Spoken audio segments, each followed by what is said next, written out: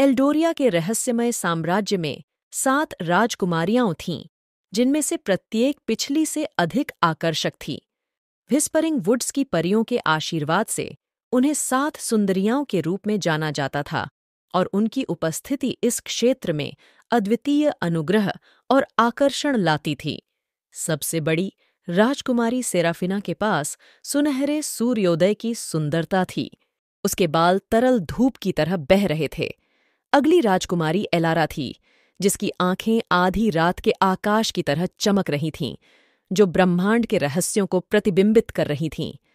राजकुमारी लिसेंड्रा अपनी पन्ना हरी आंखों और फूलों की आभा के साथ प्रकृति से ऐसा जुड़ाव रखती थीं, जो सभी प्राणियों को मंत्रमुग्ध कर देता था। चौथी राजकुमारी सेलेस्टिया चांदनी की तरह अलौकिक थी। उसके चांदी के बाल एक दिव्य झरने की तरह गिर रहे थे।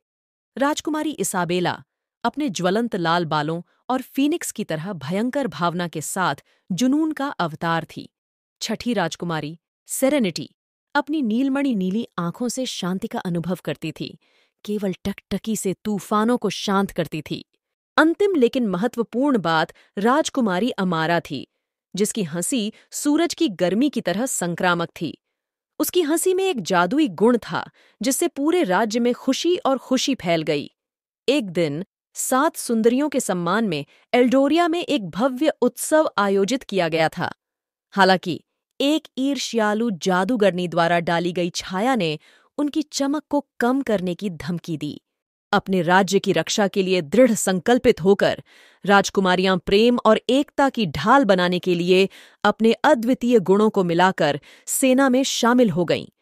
जैसे ही जादूगरनी का काला जादू राजकुमारियों की सामूहिक शक्ति से टकराया, रोशनी का विस्फोट हुआ, जिससे अंधेरा दूर हो गया। 7 सुंदरियां विजयी रहीं। उनका बंधन पहले से कहीं अधिक मजबूत हो गया। एल्डोरिया के लोगों ने राजकुमारियों के साहस और सुंदरता से प्रेरित होकर न केवल उनके शारीरिक आकर्षण का, बल्कि उन्हें एकजुट करने वाली आंतरिक शक्ति का भी जश्न मनाया। 7 सुंदरियों की कहानी एक किंवदंती बन गई, जो पीढ़ियों से चली आ रही है और राज्य को याद दिलाती है कि सच्ची सुंदरता सिर्फ दिखने में नहीं, बल्कि बड़े अच्छे के लिए मिलकर काम करने वाले दिलों के सामंजस्य में निहित है। और इसलिए एल्डोरिया अपनी 7 असाधारण राजकुमारियों के उज्ज्वल प्रभाव के तहत फलता फूलता रहा।